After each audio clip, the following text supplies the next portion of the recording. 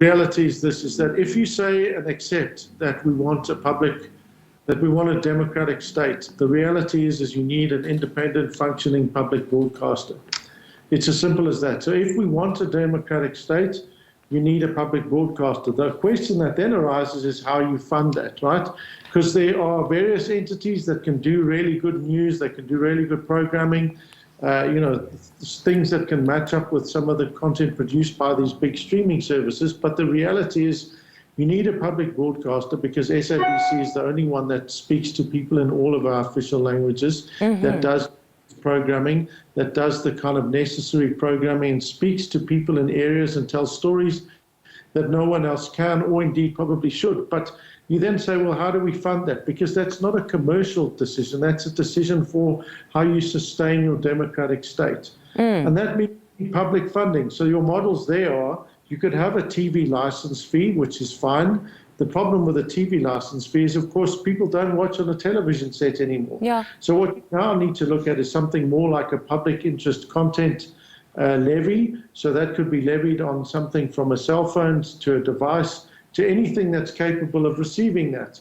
But it also means we need to be innovative. You know, the ICASA went and sold the spectrum off, and they got billions of rand, and ICASA was very happy, and everyone was singing joy and delight. But the trouble is, that money, instead of going back into the broadcast sector, disappeared into the fiscus.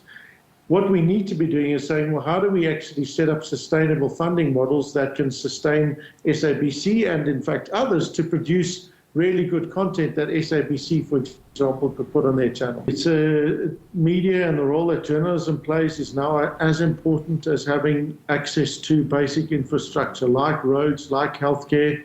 If you say you want a democracy, you have to have independent, credible media. And this is because we're now being awash with a deluge of information from social media platforms. We saw just recently Mark Zuckerberg announced that they're getting rid of fact checkers in the United States, and that seems likely to flow through to us. That then there's no fact checking, which means that you effectively can't trust or believe anything you see on any of those platforms. Certainly that's true of X. So it means where are you going to go to get accurate, reliable information ahead of elections? Now, we saw the incredible role that SABC played in the lead up to our last national elections. You know, if you don't have a public broadcaster, who will fulfill that role? SABC is critical not just to the public, it's critical to the media sector, because the other news organizations play themselves off, they benefit from, they grow from, they compete with to varying degrees the SABC. It's an integral part of who we are as a democratic state. It's something we can and should be immensely proud of. That's 30 years into democracy, we actually have an independent, functioning public broadcaster. And that's not something that you can say of probably the majority of countries in the world these days. So it's something we really do need to value and treasure and say, how do we sustain that?